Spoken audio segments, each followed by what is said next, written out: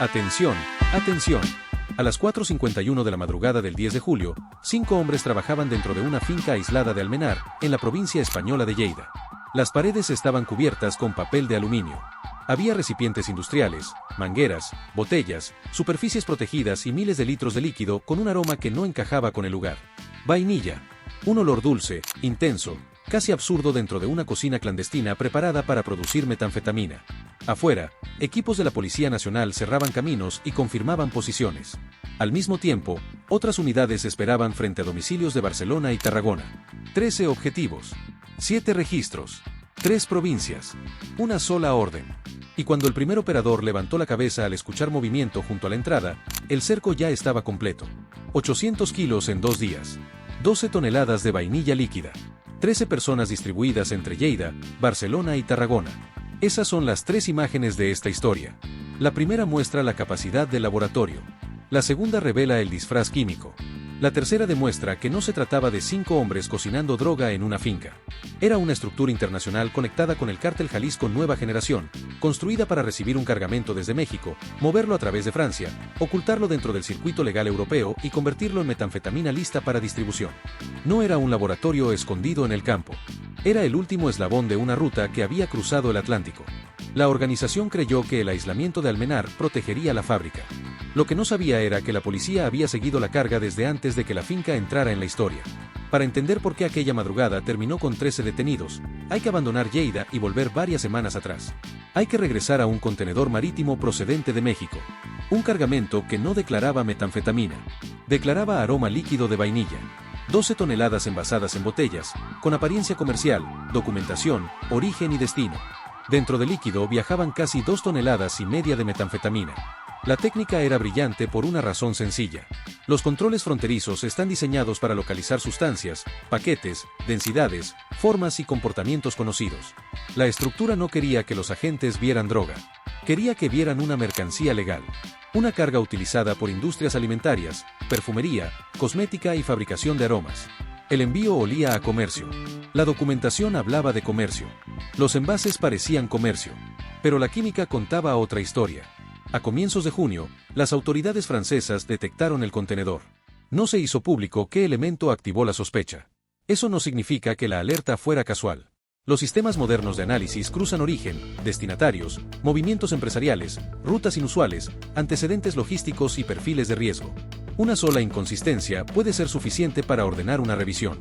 Varias inconsistencias pueden convertir una carga en objetivo prioritario. En una oficina francesa, un analista amplió la información del envío. Procedencia confirmada, México. Destino declarado, Francia. Conexiones posteriores, España. Soliciten coordinación con Madrid. La decisión que siguió fue la que cambió todo. La carga no sería destruida inmediatamente. Sería seguida. El objetivo ya no era únicamente asegurar la droga. Era descubrir la red europea que la esperaba. En ese momento comenzó una operación de vigilancia que dependía de una contradicción. Para atrapar a toda la estructura, las autoridades tenían que permitir que la mercancía continuara avanzando. Cuanto más se acercaba la carga al mercado criminal, mayor era el riesgo. Pero también aumentaba el número de personas expuestas. Un decomiso en la frontera habría cerrado un contenedor. El seguimiento podía abrir 7 puertas. Ese cálculo obligó a franceses y españoles a trabajar como una sola cadena. La Oficina Antiestupefacientes de Francia compartió la información. La Policía Nacional Española preparó equipos de seguimiento. Cada país veía una parte distinta, pero la ruta no respetaba fronteras. La organización tampoco. El primer error fue creer que la transformación química borraba la trazabilidad comercial. La metanfetamina estaba diluida. La huella física había cambiado. Pero las 12 toneladas de vainilla necesitaban papeles. Alguien compró el producto. Alguien lo declaró. Alguien pagó el transporte. Alguien indicó el destino. Alguien debía recibirlo. Cada dato que protegía la apariencia legal también estrechaba el círculo. La sustancia podía esconderse dentro del líquido. La empresa no podía esconderse del registro. Ese fue el primer error. Cuando el contenedor llegó a Francia, la red creyó que había superado el control más peligroso. La mercancía había cruzado el océano y entrado en Europa. Los operadores locales podían comenzar la segunda fase. La carga fue trasladada hacia Cataluña. En la carretera, el vehículo no viajaba solo aunque pareciera hacerlo. A distancia, varios equipos sostenían contacto visual. Ninguno podía seguirlo durante demasiado tiempo. La contravigilancia criminal busca repeticiones. El mismo automóvil en dos glorietas. La misma motocicleta en una estación de servicio. El mismo conductor detrás durante 40 kilómetros. Por eso el seguimiento cambiaba de manos. Equipo Norte, entregue contacto en la siguiente salida. Recibido. Furgoneta blanca confirmada. No reduzcan distancia hasta pasar el peaje. Un vehículo desaparecía. Otro ocupaba su lugar. Un agente desde una estación de servicio confirmaba la matrícula. Una unidad situada más adelante verificaba que no hubiera transferencia de carga. El contenedor avanzó hacia el área metropolitana de Barcelona sin una sola patrulla visible detrás. La organización se sentía sola. Nunca lo estuvo. El primer destino fue una empresa logística de Santa Perpetua de Mogoda. El entorno industrial ofrecía cobertura. Camiones entrando y saliendo. Personal de almacén. Cargas que cambiaban de vehículo. Puertas metálicas. Cámaras privadas. Horarios amplios. La mercancía fue recibida. Los agentes registraron el movimiento desde posiciones separadas. Un hombre verificó los documentos. Otro inspeccionó la zona exterior antes de abrir. Un conductor permaneció dentro del vehículo. Otro automóvil pasó 2 veces por la calle. Ese último movimiento llamó la atención. No transportaba mercancía. Observaba el entorno. Era seguridad. Contravigilancia. La prueba de que la estructura conocía el riesgo y no estaba formada solamente por transportistas. La investigación comenzó a asignar funciones. Receptor. Coordinador. Conductor. Vigilante. Enlace. Químico. Nadie necesitaba conocer toda la operación. Un conductor podía creer que transportaba líquido legal. Otro sabía que debía moverlo sin hacer preguntas. Un vigilante conocía el peligro, pero no la composición exacta. Los especialistas sí sabían lo esencial. Sin ellos, la sustancia permanecería atrapada dentro de la vainilla. La célula estaba construida por capas. 7 mexicanos aportaban conocimiento y conexión con el origen. 4 españoles aportaban logística, inmuebles, vehículos y adaptación local. 2 colombianos completaban una red que cruzaba nacionalidades de la misma manera que cruzaba fronteras. No era una reunión improvisada. Era una arquitectura internacional. Durante los días siguientes, la empresa logística se convirtió en un punto de observación. La policía fotografió vehículos y comparó horarios. Los contactos comenzaron a repetirse. Un automóvil aparecía antes de un traslado. Una furgoneta llegaba después. Un teléfono se activaba cerca de otro. Una persona salía del lugar y reaparecía en otro domicilio. La carga permanecía intacta. La investigación crecía alrededor. La estructura tomó entonces la decisión que parecía más segura. Mover la mercancía hacia una nave industrial en Rubí. Una carga de ese volumen no puede desaparecer. Puede cambiar de dirección. Puede cambiar de vehículo. Puede dividirse. Pero cada cambio exige personas, llaves, espacios y comunicaciones. El segundo error fue confundir movilidad con invisibilidad. La estructura creía que el traslado rompería cualquier seguimiento. La policía utilizó el traslado para descubrir el segundo nodo. A las 6:32 de una mañana de junio, la primera furgoneta abandonó Santa Perpetua. 20 minutos después, salió un segundo vehículo. La separación estaba diseñada para evitar la imagen de un convoy. Uno llevaba parte de la operación. El otro vigilaba la ruta. Objetivo principal en movimiento. Vehículo de apoyo a 400 metros. No intervengan. La carretera hacia Rubí estaba llena de tráfico laboral. El entorno perfecto para perder un vehículo y el entorno perfecto para ocultar un relevo policial. Los agentes sabían que una aproximación excesiva podía terminar la operación. Mantuvieron distancia. Dejaron que otros coches se interpusieran. Cambiaron de carril. Abandonaron el contacto y lo recuperaron kilómetros después. La furgoneta entró en la nave. El vehículo de apoyo siguió de largo. Regresó 15 minutos después. La policía ya tenía otra dirección. En Rubí, la red ganó privacidad, pero perdió algo más importante: concentración. Conductores, vigilantes y coordinadores comenzaron a coincidir alrededor del mismo inmueble. Los teléfonos compartían espacio. Las matrículas repetían horarios. La cadena humana se hacía visible. Ese es el problema de una estructura compleja.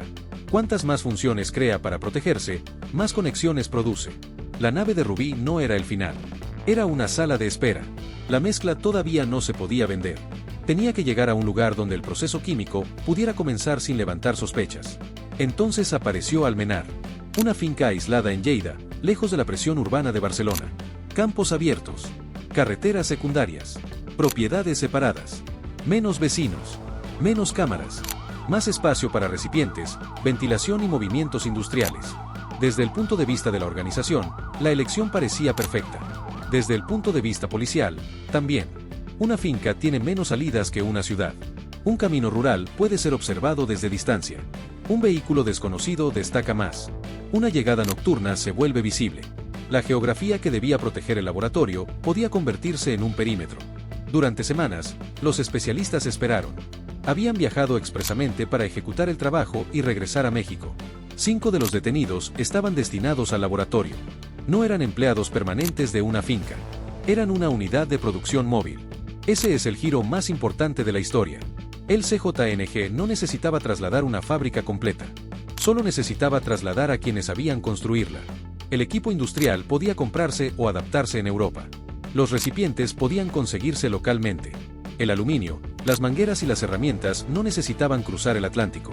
Lo irreemplazable era el conocimiento de la mezcla, los tiempos, la recuperación y la cristalización. La fábrica cabía dentro de 5 personas. Eso explica el método. Lo que sigue explica la amenaza. Los investigadores estimaron que la instalación podía obtener aproximadamente 800 kilos de metanfetamina en 2 días. La cifra transforma la finca en algo distinto. No era un laboratorio doméstico. Era un nodo industrial capaz de abastecer múltiples redes europeas en cuestión de horas. 800 kilos significan empaquetado. Vehículos. Puntos de entrega. Compradores. Distribuidores. Dinero. El laboratorio era solamente el centro de transformación. La red posterior todavía no aparecía. ¿Quién recibiría el primer lote? ¿Se quedaría en España?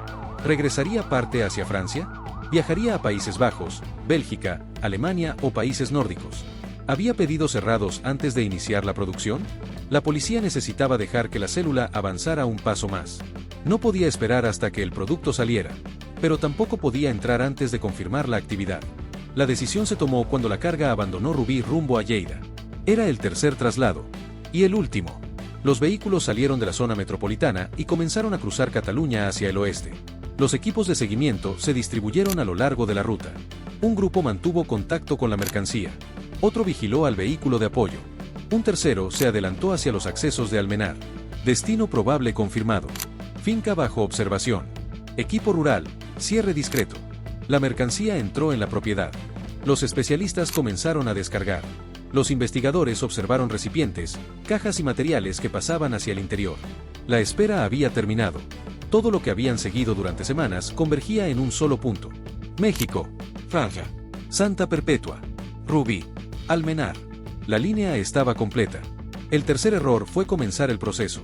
La organización necesitaba transformar la mezcla para recuperar su inversión. La presión económica la obligó a exponerse. Cuando los especialistas abrieron recipientes, organizaron los equipos y activaron la cocina, dejaron de ser pasajeros, visitantes o trabajadores ocasionales. Se convirtieron en operadores directos del laboratorio. La misma química que había ocultado la metanfetamina durante el viaje exigía una escena industrial para recuperarla. Ese fue el tercer error. A las 22:40 del 9 de julio, los responsables de la operación revisaron por última vez la distribución de objetivos. 5 registros en Barcelona. 1 en Tarragona. 1 en Lleida. Las entradas debían ocurrir con una diferencia mínima. El riesgo principal no era solamente la fuga. Era la comunicación. Una llamada desde Barcelona podía advertir a Almenar. Un mensaje desde Tarragona podía ordenar destruir teléfonos. Un retraso en Lleida podía permitir que los químicos abandonaran la finca. La coordinación tenía que ser quirúrgica. Los grupos recibieron fotografías, matrículas, planos de acceso y funciones asignadas. En la finca, además, se sumó personal preparado para intervenir en un entorno químico. Nadie sabía con certeza qué vapores podían encontrar, qué recipientes estaban abiertos o qué reacción estaba en curso. La orden era detener sin provocar un accidente. A las 3:55 del 10 de julio, los equipos abandonaron sus puntos de concentración. Barcelona todavía dormía. Tarragona permanecía en silencio. En Lleida, la oscuridad cubría caminos rurales y campos. Las unidades se movieron sin torretas y sin sirenas. Los accesos quedaron bajo observación. La finca de Almenar parecía aislada, pero ya no estaba sola. A las 4:36, una unidad confirmó movimiento dentro del laboratorio. 2 personas cruzaron una zona iluminada. Otra permanecía cerca de los recipientes. Un vehículo estaba estacionado en posición de salida. 5 firmas confirmadas. Sin movimiento exterior. Mantengan cierre. En Barcelona, los equipos tomaron posición frente a los 5 inmuebles. En Tarragona, otra unidad controló la calle del objetivo. Los agentes esperaban la señal que debía convertir una investigación de semanas en una operación de minutos. A las 5:09 llegó la autorización. Todos los equipos. Fase activa. Las puertas comenzaron a caer. En Barcelona, 4 personas fueron localizadas y detenidas. Algunas apenas habían despertado. Los teléfonos estaban al alcance. Documentos y llaves comenzaron a ser asegurados. En Tarragona, otras 4 personas quedaron bajo control antes de que pudieran abandonar los domicilios. Pero el centro de la operación estaba en Lleida. El equipo de Almenar avanzó por el acceso principal mientras otro grupo cubría la parte posterior. No había una multitud de agentes visibles. Había posiciones. Cada salida tenía un responsable. Cada vehículo estaba identificado. Cada camino secundario terminaba dentro del perímetro. Adentro, los 5 operadores escucharon el primer ruido. Uno miró hacia la puerta. Otro dejó el recipiente que sostenía. Tenemos gente afuera. La frase llegó tarde. Policía. Nadie se mueva. El equipo de entrada cruzó el acceso. Los operadores quedaron separados. Uno intentó retroceder hacia otra habitación. Otro permaneció junto a la mesa. Los agentes les ordenaron mostrar las manos y alejarse de los materiales. No hubo tiempo para destruir el proceso. No hubo tiempo para vaciar el laboratorio. No hubo tiempo para activar una salida. El perímetro ya estaba cerrado. En menos de minutos, los 5 fueron reducidos y la instalación quedó bajo control. El golpe operativo había terminado. La parte técnica apenas comenzaba. Los especialistas policiales entraron con protección. Revisaron recipientes y superficies. Identificaron materiales químicos. Documentaron botellas de aroma líquido, elementos industriales y áreas cubiertas con aluminio. Detuvieron cualquier fuente de calor y estabilizaron la escena. El olor a vainilla seguía ahí. Ese detalle pequeño cuenta una historia grande. Una fragancia asociada con comida y dulces había sido convertida en la máscara de una operación capaz de producir toneladas de una droga sintética. La vainilla era el objeto más inofensivo del laboratorio. También era el más importante. Cada botella representaba una parte del método. La etiqueta explicaba la cobertura comercial. El líquido explicaba el transporte. Los equipos explicaban la recuperación. El cristal final explicaba el negocio. La policía no encontró solamente sustancias. Encontró una secuencia industrial completa. Los 7 registros produjeron 6 vehículos intervenidos, materiales químicos e industriales y evidencia que ahora debe ser analizada. 13 personas quedaron detenidas. 7 eran mexicanas, 5 procedentes del área de Guadalajara y 2 de Sinaloa. 4 eran españolas. 2 colombianas. 12 ingresaron en prisión provisional por delitos relacionados con la salud pública y pertenencia a organización criminal. La cifra parece cerrar el caso. No lo cierra, porque ninguno de esos números responde la pregunta principal. ¿Quién diseñó el cargamento? Los operadores de Almenar sabían producir. Los conductores sabían transportar. Los vigilantes sabían observar. Los coordinadores locales sabían mover la carga. Pero alguien tuvo que conocer todo el mapa. Alguien negoció la compra del aroma. Alguien calculó cuánta metanfetamina podía diluirse. Alguien contrató el contenedor. Alguien seleccionó Francia. Alguien consiguió los inmuebles de Cataluña. Alguien envió a los especialistas. Y alguien esperaba el producto terminado. El detenido visible es reemplazable. El diseñador de la ruta es el verdadero antagonista. La versión oficial describió la estructura como una rama vinculada con el CJNG. No presentó un nombre individual como jefe absoluto de la operación. Esa ausencia importa. Puede significar que el mando permanece bajo investigación, que operaba desde fuera de España o que la estructura estaba diseñada para no concentrar toda la información en una sola persona dentro del territorio europeo. La arquitectura criminal moderna funciona así. Los eslabones visibles se especializan. El conductor no necesita saber quién financia. El químico no necesita conocer al comprador final. El dueño de un inmueble puede tratar únicamente con un intermediario. El receptor local puede desconocer el origen completo. La separación protege a la cadena. Pero los teléfonos, los vehículos y los movimientos pueden volver a unirla. Eso es lo que ocurrirá ahora.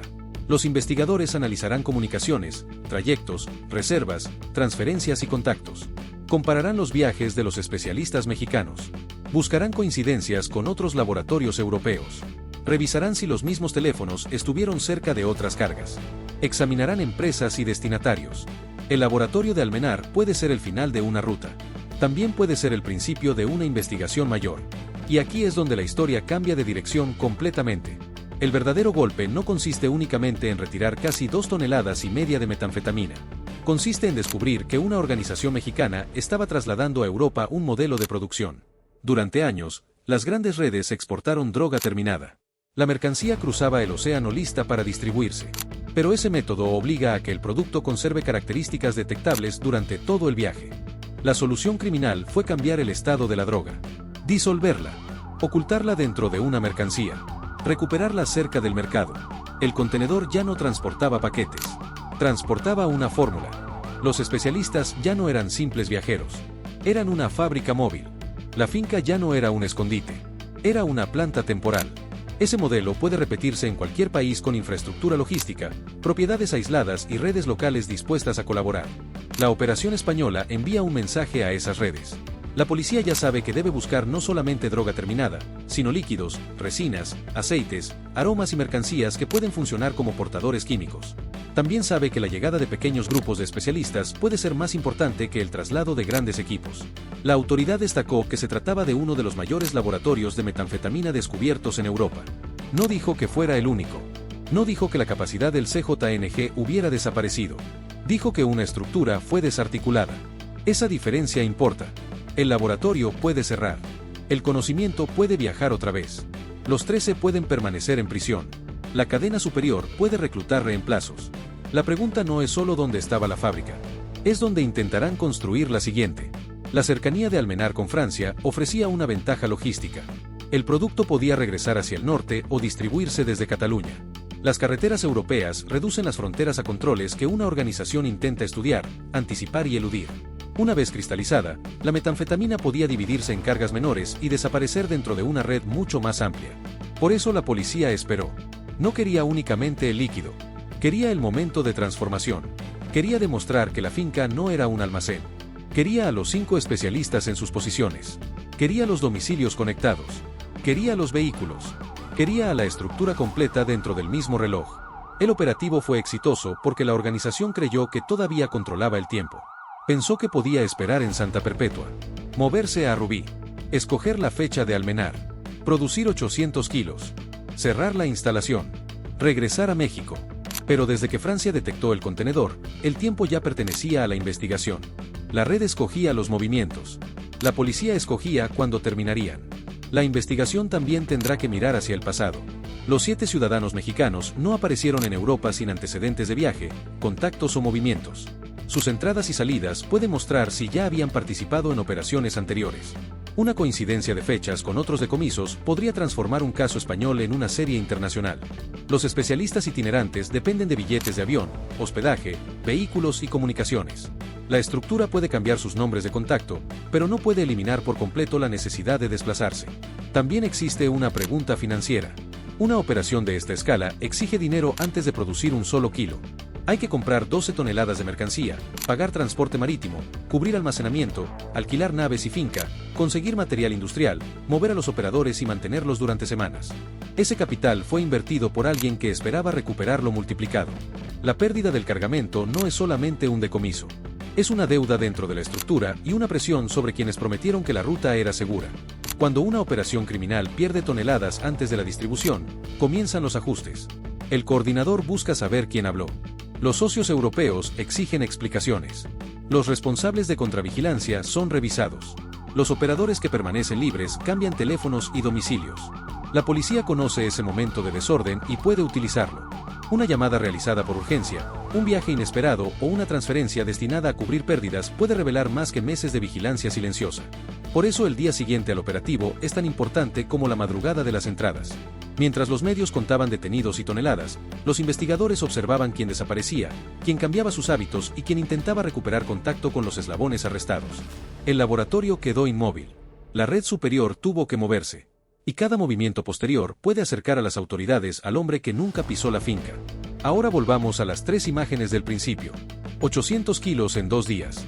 12 toneladas de vainilla. 13 detenidos. Los 800 kilos representaban la velocidad. La capacidad de convertir una finca aislada en una fuente industrial antes de que alguien comprendiera lo que ocurría. Las 12 toneladas de vainilla representaban el engaño. Una mercancía legal utilizada para ocultar una sustancia que no podía viajar abiertamente. Los 13 detenidos representaban la estructura. Mexicanos, españoles y colombianos unidos por una operación que atravesó 3 países. Pero el papel de aluminio representa algo más.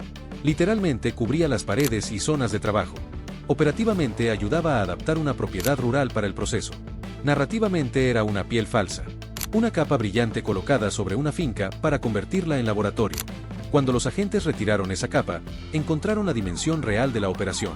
El CJNG había llevado su conocimiento químico hasta Europa. La policía encontró la cocina. Los tribunales tienen a 12 de los 13 detenidos en prisión provisional. Pero el hombre que diseñó el viaje todavía no aparece en la fotografía. Dale like si llegaste hasta aquí, porque 7 puertas se abrieron la misma madrugada, pero todavía falta abrir la que conduce al coordinador internacional y al comprador que esperaba la primera producción. Suscríbete y activa la campana, porque la vainilla reveló el cargamento, Almenar reveló el laboratorio y los teléfonos pueden revelar el siguiente país. Creyeron que una finca aislada sería suficiente. Creyeron que el aroma confundiría a los controles. Creyeron que los especialistas podrían producir y marcharse. Lo que no calcularon fue que la policía no estaba siguiendo la droga. Estaba siguiendo a todos los que se acercaban a ella.